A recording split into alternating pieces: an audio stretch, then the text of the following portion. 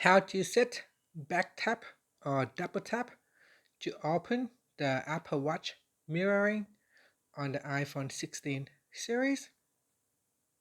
First, let's go back to the home screen by swiping up at the bottom of the screen. And from the home screen, tap on Settings. Now in the Settings page, we scroll down, then tap on Accessibility. After that, we go down and then tap on Touch. In Touch, we scroll down to the bottom and then tap on Back Tap.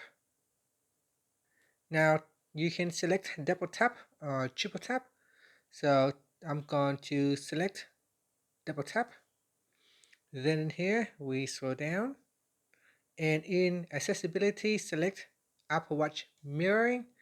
Now you can simply just double tap at the back of the phone to quickly open the Apple Watch mirroring. And from here, you can see it will mirror my Apple Watch.